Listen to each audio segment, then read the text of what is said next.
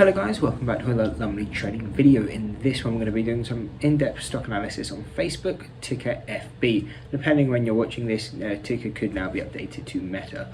But anyway, to get straight into it, we will be going on to a 4-hour and a daily chart. Why is this? This is where we can find strong support and resistance levels using our standard deviation channels. The only problem right now is that we do have on Facebook is that the deviations, or the closest deviations, are still quite far away, with them being around 25% from current price. So it may mean it takes a while for us to hit into these levels, but if stocks continue to move as they are now, that could only be 2 or 3 days.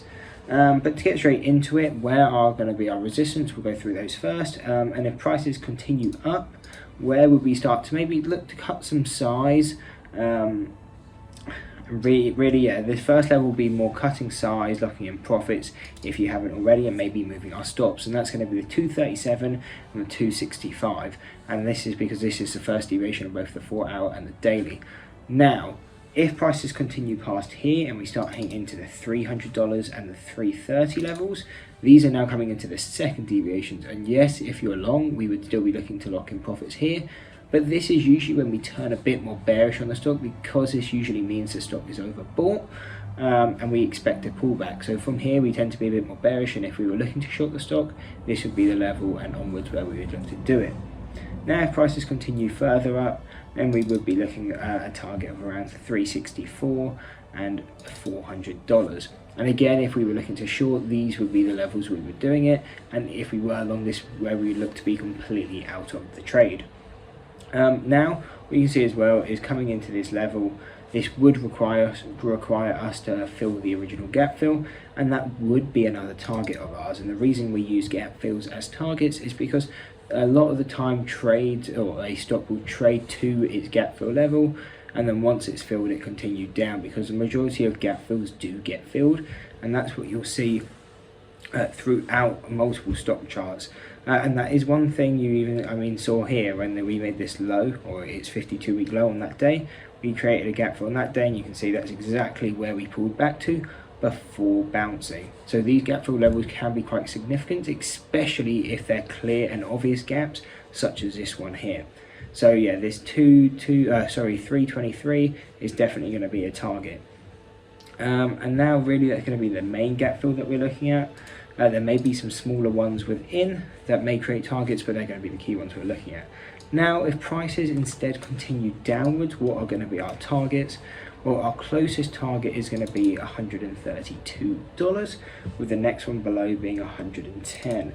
And usually we don't look to buy coming into the first deviations, for the main reason being, if you understand how standard deviation works, 68% of the data will trade within, but that still means over 30% of the data trades without or outside of that first deviation. So it's usually a good time, especially if you're investing, to maybe start averaging in, but usually not a great time to go all in or anything like that. However, in this kind of market, if you're looking for a nice bounce play, this is still definitely a level that we would look to do it in. And if you were short Facebook, then that is definitely a level where we would cover it in, or cover it into. If prices continue down even further, and I do see being quite unlikely, even if we are going into a recession and markets continue to fall, and that would be the $65 and the $50 or the $45 level. And the reason I find these quite unlikely is I just think a stock like Facebook would get bought up, because even in a market of fear, these FANG stocks, I just can't really see it dropping down that low. It'd be really cheap for the stock. So if it does drop down to here, it's personally something I would be stacking up on.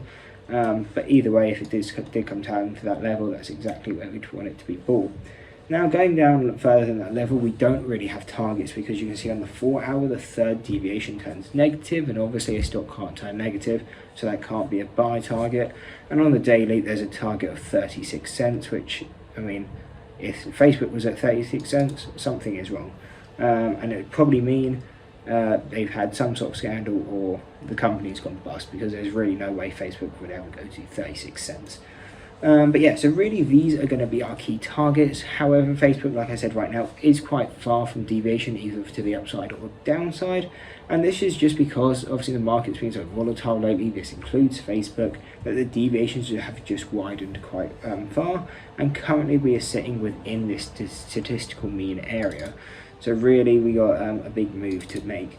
And right now you can see between this $200 mark and this 175, we are sitting between statistical means. So once we're in these areas, it will probably just stay quite choppy. And really we wouldn't be looking to touch the stock until it can break down either to the 131 or the 237. And the reason for that is if you're too close to the statistical mean, it's quite hard to judge where a stock's going to go, because we have no really guidance to go where it's going to go. It's really just at what we would consider fair value, at least using technical analysis and standard deviation channels.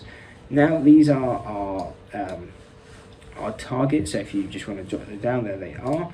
There's one thing I do want you just to pay attention to on Facebook, and depending on how you trade and if you use technical patterns, you will see that Facebook is starting to form a pennant.